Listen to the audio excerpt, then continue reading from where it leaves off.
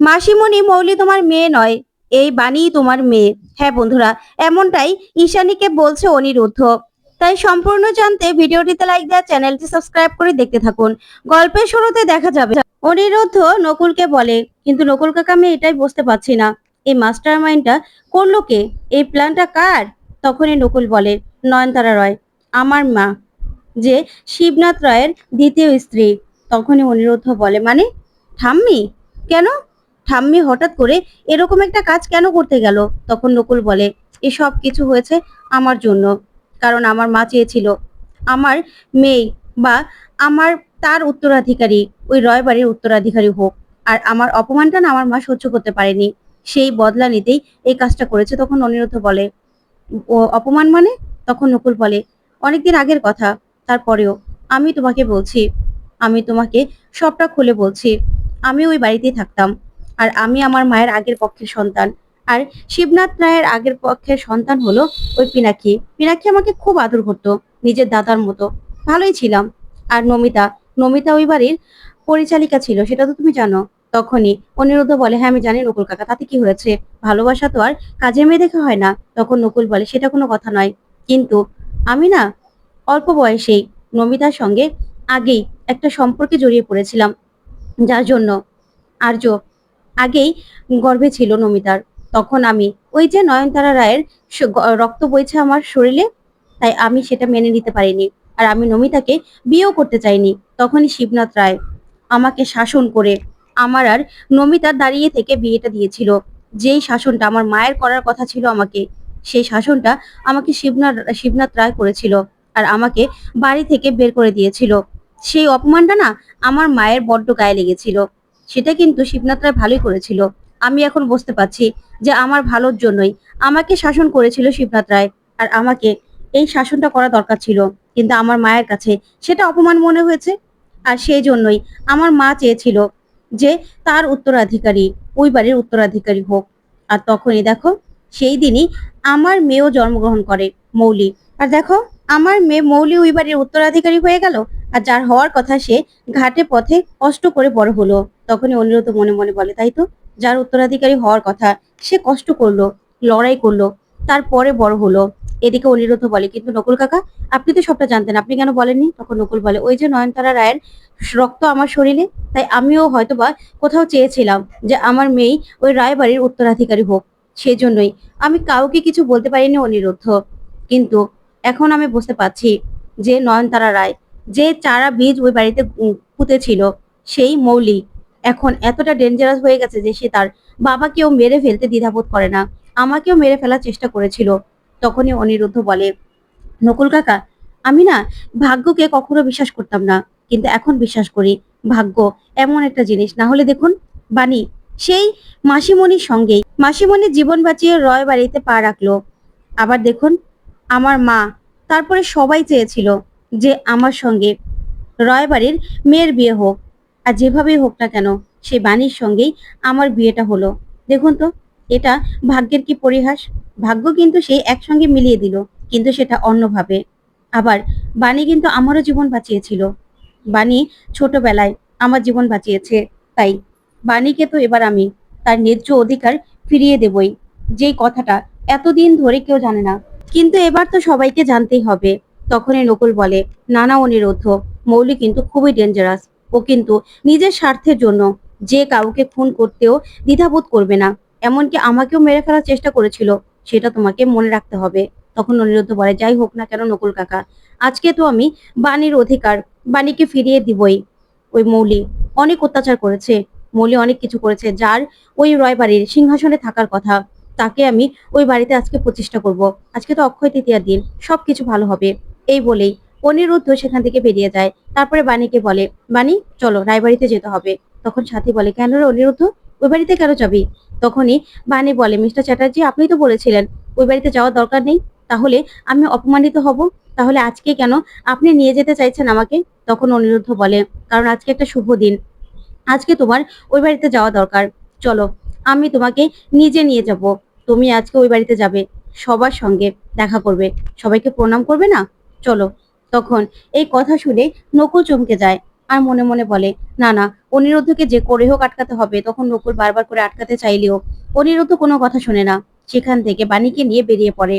তখন নকুল মনে মনে বলে সর্বনাশ হয়ে যাবে, এত তাড়াতাড়ি কিছুতেই সবটা সামনে আসতে পারে না, কেউ মেনে নেবে না, আমাকে যে করি হোক অনিরুদ্ধকে আটকাতেই হবে। এই বলে নকুলও বেরিয়ে পড়ে। অন্যদিকে দেখা যাবে পিনাকি বসে আছে। তখনই মৌলি পিনাকির জন্য জুস বানিয়ে আনে আর বলে, ড্যাড দেখো তোমার জন্য এটা আমি বানিয়ে এনেছি, খাও না। তখন পিনাকি বলে, না আমার এখন খেতে ইচ্ছে করছে না। তখন পিনাকি মনে মনে বলে, আজকাল মৌলিকে আমি আর বিশ্বাস করতে পারি না, কেন পারি না জানি না। তখন পিনাকি উঠে চলে যায়। ঈশানী বলে, আচ্ছা পিনাকি কি হলো, মেয়েটা তোমার জন্য এত কষ্ট করে জুসটা বানিয়ে আনলো, তুমি খাবে না? তখন পিনাকি বলে, না আমি বললাম তো খাবো না। ঠিক তখনই বাণী আর অনিরুদ্ধ সে বাড়িতে যায়। তখন অনিরুদ্ধ বলে, বাণী এসো, নিজের বাড়িতে এসো। তখন তো এই কথা শুনে সবাই অবাক হয়ে যায়। তখন ঈশানী শুদ্ধ সবাই বাণীকে দেখে তাকিয়ে থাকে। ওইদিকে মৌলি মনে মনে বলে, কি ব্যাপার, অনিরুদ্ধ বাণীকে নিয়ে এই বাড়িতে কেন এসেছে? আর অনিরুদ্ধ কি বা বলতে চাইছে?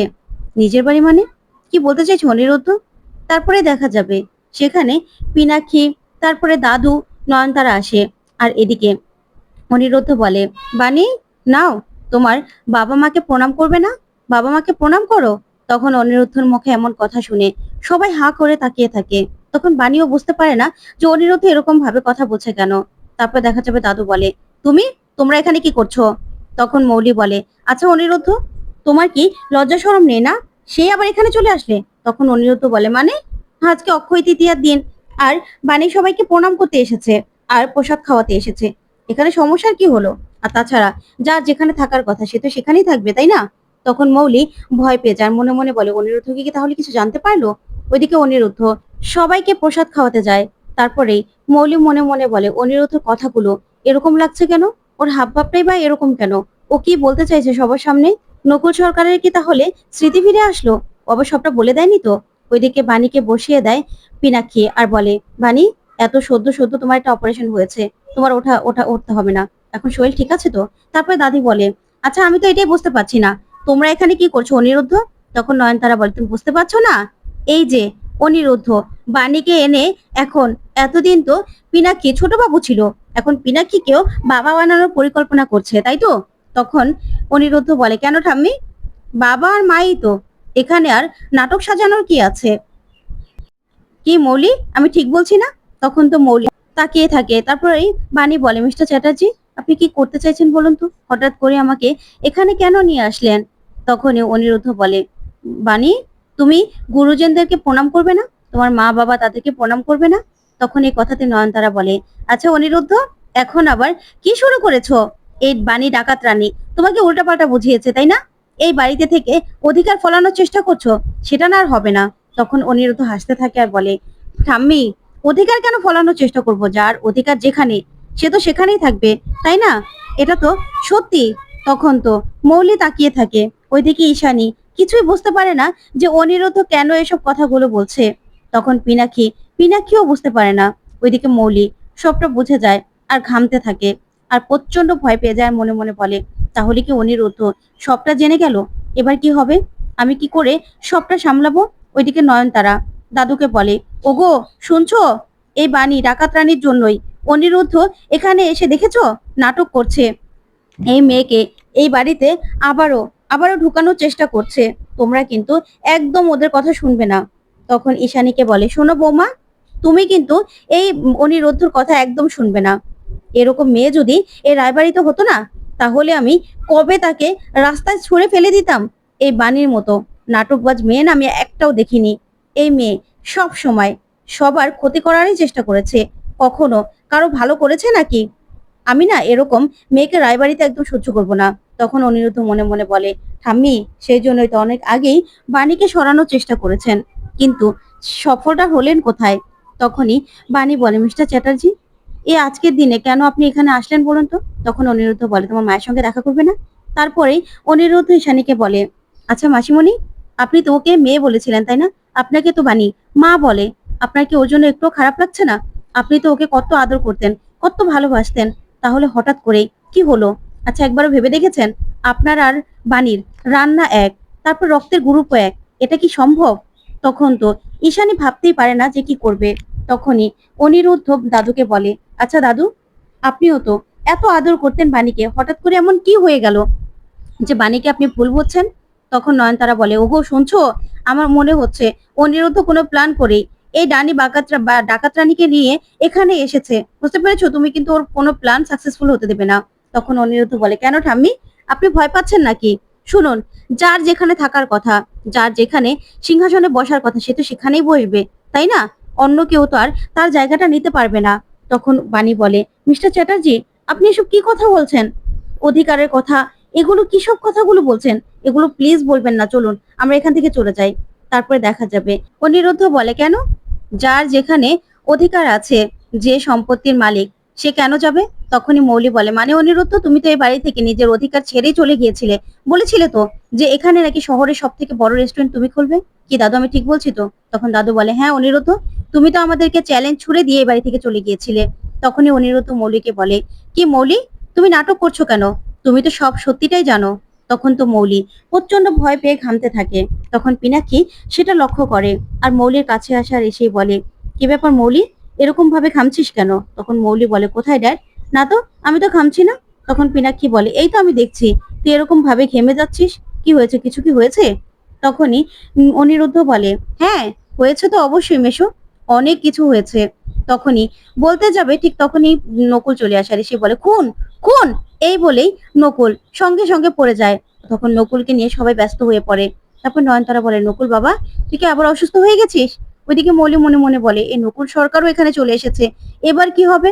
তখনই নকুল অনিরুদ্ধকে বলে, অনিরুদ্ধ, এখন কিন্তু এসব কথা বলার সময় নয়, তুমি এখন এসব কথাগুলো বলো না, কেউ বিশ্বাস করবে না, আগে প্রমাণ জোগাড় করতে হবে, তারপরে সব সত্যিটা সবার সামনে আনতে হবে। এখন আনলে হিতে বিপরীত হয়ে যাবে, নয়নতারা রায় সবাইকে শেষ করে দেবে, আর মৌলিও। তখনই অনিরুদ্ধ মনে মনে বলে, ঠিকই তো, নকুল কাকা তো ঠিকই বলেছে। তারপরে নয়নতারা বলে, নকুল বাবা, নে জল খেয়ে নে। তখনই আর্য আসে আর বলে, বাবা, তুমি একা একা চলে আসলে কেন বলো তো? তোমার কি শরীর খারাপ লাগছে? চলো তো, তোমাকে আমি ভিতরে নিয়ে শুইয়ে দেই।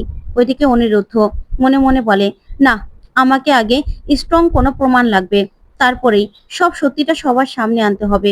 তো বন্ধুরা, কেমন লাগলো আজকের আপডেট, কমেন্ট করে জানাতে ভুলবে না। ধন্যবাদ।